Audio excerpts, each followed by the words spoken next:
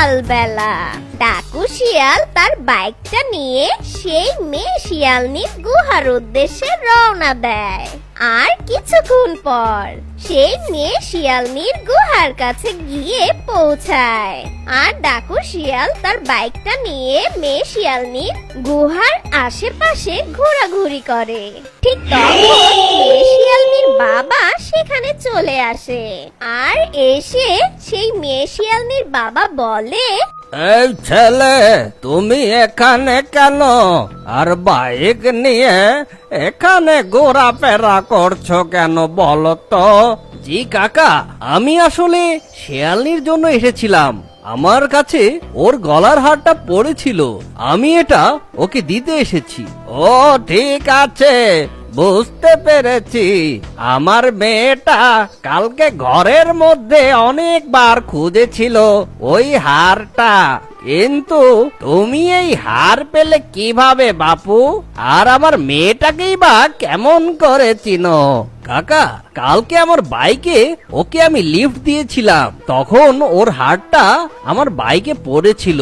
ও আচ্ছা, ঠিক আছে, আমি ওকে ডেকে দিচ্ছি।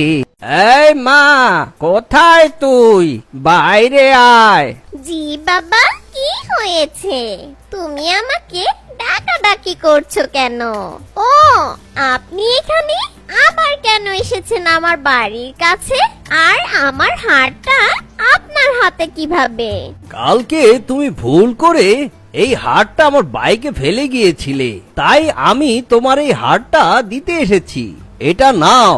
ও আচ্ছা, আমি এটা নিয়ে অনেক চিন্তিত ছিলাম। ধন্যবাদ আপনাকে, ভালো থাকবেন। এ কথা শুনে ডাকু শিয়াল তার বাইকটা নিয়ে বাড়ির উদ্দেশ্যে রওনা দেয়। আর ডাকু শিয়াল বাড়িতে গিয়ে ওর মার কাছে বলে, মা, এই মা, শোনো না, আমার আজকে একটা মেয়েকে খুব পছন্দ হয়েছে। মেয়েটা পাশের জঙ্গলেই থাকে, আমার ওকে খুব পছন্দ হয়েছে মা। যেভাবেই হোক ওর সাথে আমাকে বিয়ে দিতে হবে মা, না হলে আমি বাঁচবো না। কি বলিস বাবা? এটা তো অনেক খুশির কথা।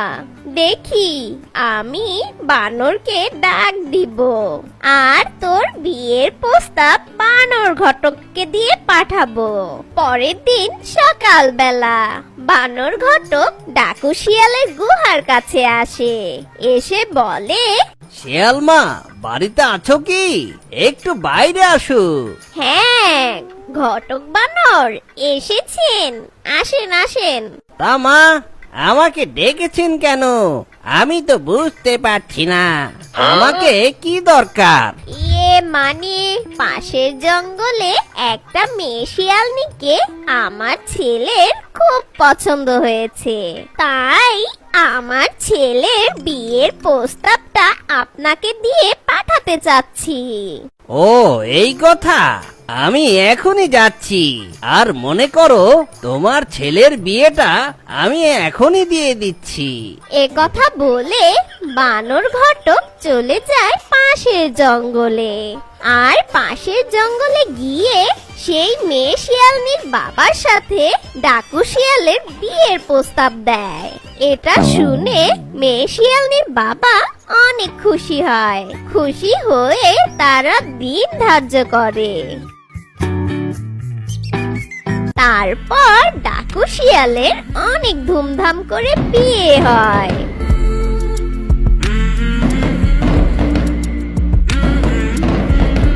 আর বিয়ের পর যখন মেয়ে শিয়ালনি ডাকু শিয়ালের বাড়িতে আসে, তখন ডাকু শিয়াল মেয়ে শিয়ালনিকে বলে, বউ, আজকে তোমাকে পেয়ে আমি অনেক খুশি, কিন্তু আমার জীবনের একটা লক্ষ্য আছে, আমি সেটা পূরণ করতে চাই। আর সেটা পূরণ করতে তুমি কি আমার পাশে থাকবে না? হ্যাঁ, তোমার যে কোনো ইচ্ছেতে আমি সব সময় তোমার পাশে আছি। এভাবে বেশ কিছুদিন কেটে যায়। একদিন জঙ্গলে দুটি শিয়াল একটি হরিণ শিকার করে। আর যখন সেই হরিণটা খেতেই যাবে, ঠিক তখনই সেই দুটো ডাকু কাক সেখানে চলে আসে।